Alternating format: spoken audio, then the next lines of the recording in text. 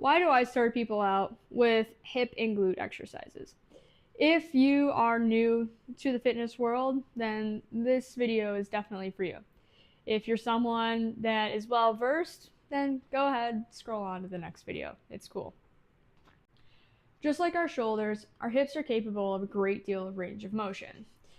Unfortunately, the modern day lifestyle doesn't really lend itself to using our bodies in their full capacity as they are designed. That's why it's important to keep activated and strengthen our hips and glutes. This can help us free up some of that range of motion and make our movements in the gym and in real life more productive. There's tons of muscles in the body that go through the hips and low back that go into stabilizing your core. This area is called the lumbopelvic hip complex. Despite the notion that your abs are your primary core stabilizer, it's actually your glutes. That's right, your butt is your prime stabilizer of your low back and your core. Your core consists of a lot of muscles. Yes, your abs, the six-pack you're thinking of, that's your rectus abdominis, but it's also the transverse abdominis, your obliques, your quadratus lumborum, your psoas, iliacus, TFL. Those things are super deep inside you. I could keep going. The core is called the core belt because it is a belt. It goes all the way around. It's not just what's up front, it's the whole middle.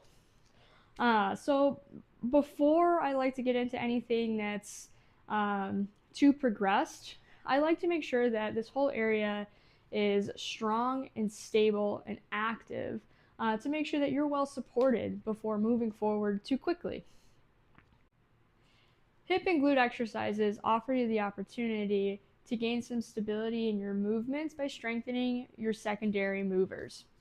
Secondary movers, no matter where they are, kind of have to be exercised deliberately in order to stay active and to stay strong. It's kind of the flaw in the design. When it comes to the hips, the secondary movers are the things that are not getting used in everyday movement all the time. So it's very common for them to be underused and just get weak. When we're younger, most of us would never notice this, and most of us move around enough to where it's not that big of an issue. But as we start slowing down, as we get older, it becomes more apparent, and it's very possible for these areas to atrophy, and they do, and that's where we kind of start to lose our stability and our balance. This is just my opinion, but I think one of the reasons we end up falling a lot as we age is because these areas have gotten a lot weaker and we no longer have the stability that we had when we were younger. So I emphasize hip and glute work in the beginning so that I can teach people how to maintain their independence for as long as possible by showing them the basics. Starting here also opens the door for a strong core and doing a lot more compound leg movements in the future.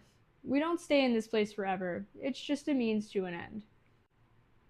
Click the link below for my video on hip and glute exercises you can do at home. Hey guys, if you're new to exercise, traditional gym spaces make you uncomfortable, you want to get started on the right foot, but you're not really sure where to start, and you also kind of want to learn about your body in the process, then subscribe to my channel. I promise I will not be selling you anything. I'm not interested in being an influencer.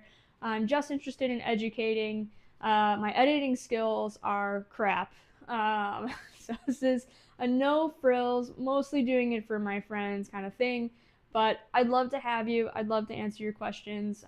So please reach out if you have any and subscribe to my channel. Thanks.